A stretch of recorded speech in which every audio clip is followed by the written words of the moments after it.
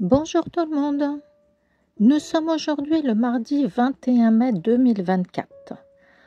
On vient de quitter Salis de Béarn en Pyrénées-Atlantiques, petite ville que l'on appelle aussi la Cité du sel. D'ailleurs que je vous conseille, car vraiment très sympathique à découvrir. Comme vous le voyez, la pluie est toujours avec nous. Eh bien soit, qu'elle nous suive. J'espère au moins qu'un jour, elle va se lasser et laisser place à un peu de soleil.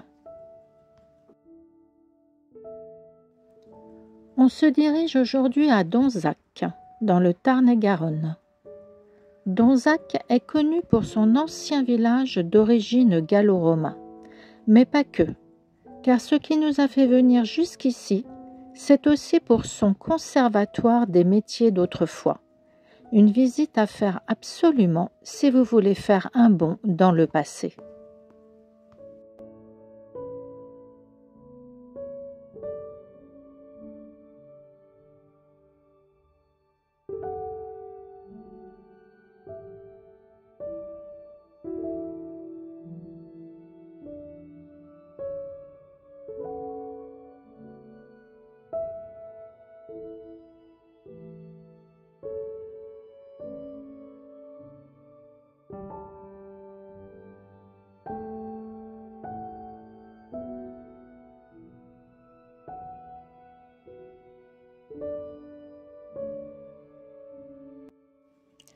L'aire de Donzac est payante, avec une borne automatique à l'entrée.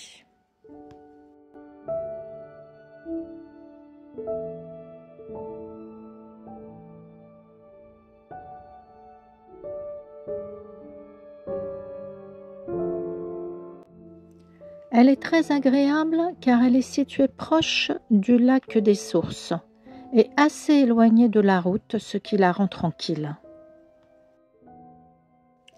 Après, il faut savoir que comme elle est bien située, il y a beaucoup d'habitués qui restent ici plusieurs semaines, voire même plusieurs mois. Et d'emblée, quand vous arrivez, ils vous font bien sentir que vous n'êtes pas les bienvenus. Surtout quand vous leur faites remarquer que leur comportement est plus qu'irrespectueux envers les autres camping-caristes.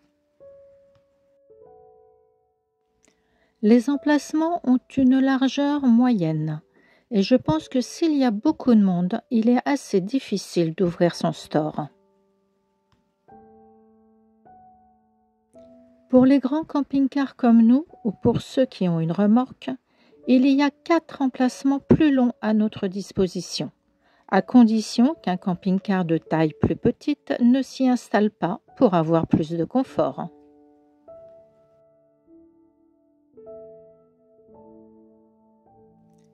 L'électricité est disponible pour chaque emplacement.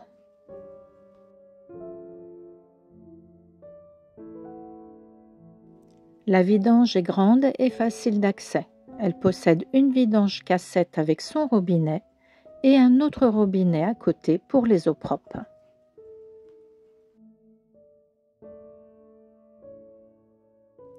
La vue est agréable car vous êtes face à un champ.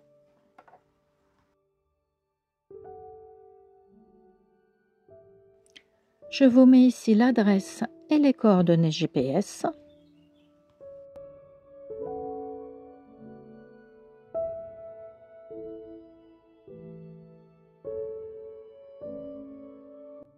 Ainsi que le tarif. Pour info, nous avons payé 7 € par jour avec l'électricité et l'eau compris.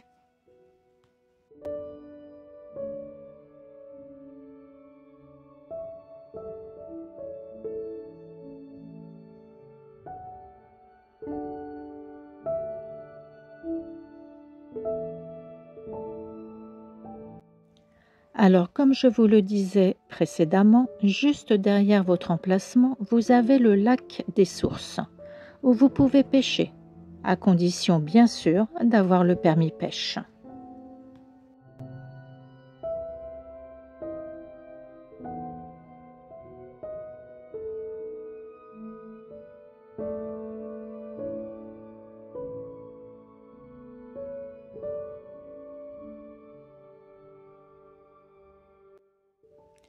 En sortant de l'air, en empruntant le sentier, on a un espace de jeu pour les enfants avec table de pique-nique et barbecue.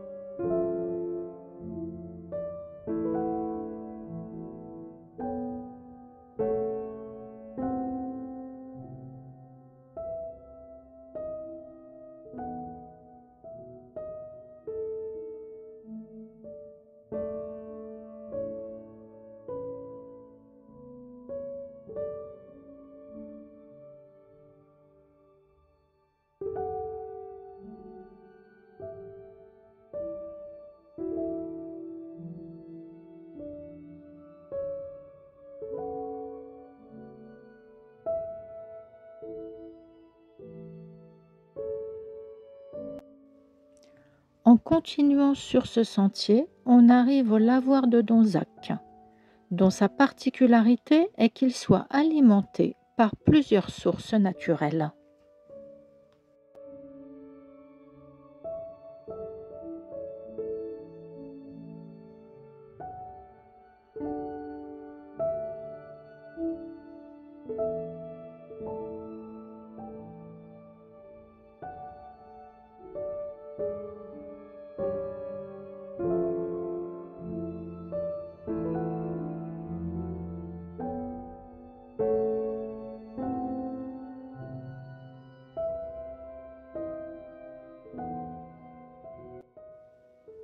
À l'entrée du village, on passe devant l'école.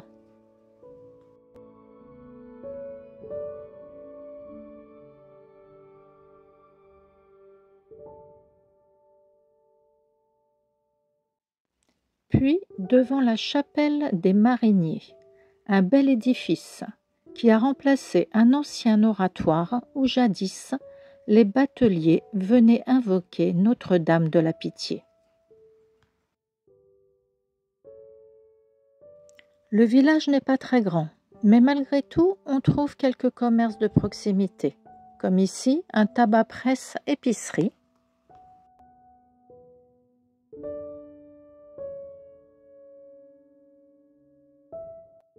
Et un petit peu plus loin, une laverie automatique.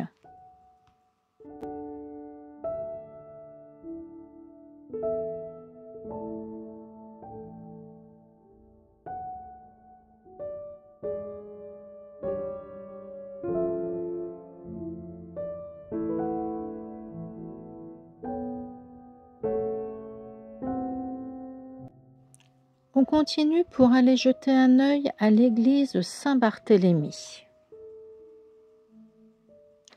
Il ne reste de l'ancienne église que le clocher du XIIIe siècle, car l'église en elle-même a été rebâtie en 1880.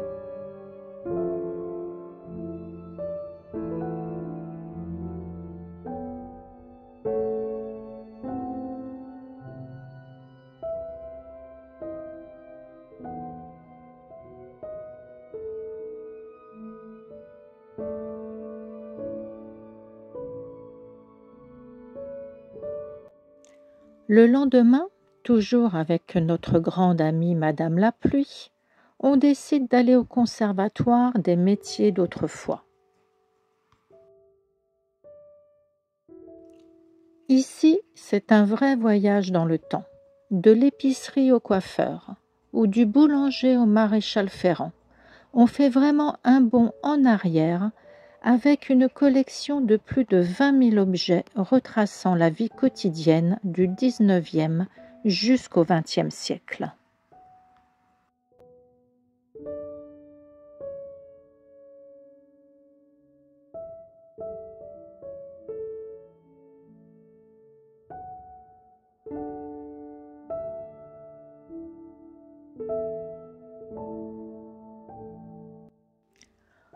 On ne peut ne pas s'arrêter également et admirer ce gigantesque pressoir à perroquet de plus de 12 tonnes.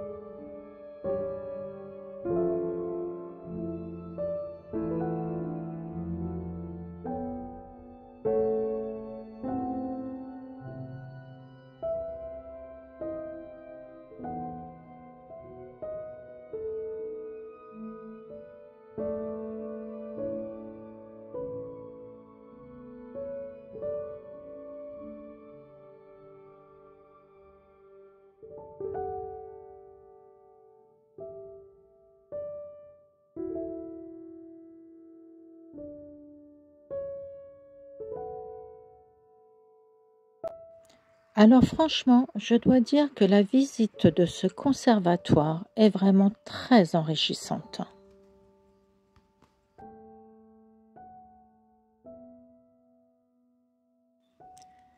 C'est sur cette belle collection de voitures anciennes que se termine notre découverte de Donzac. Si la vidéo vous a plu, n'hésitez pas à nous laisser un pouce en l'air et à vous abonner si vous ne voulez pas manquer nos prochaines étapes. Je vous dis à très bientôt et surtout de bonnes balades à tous. Bye bye!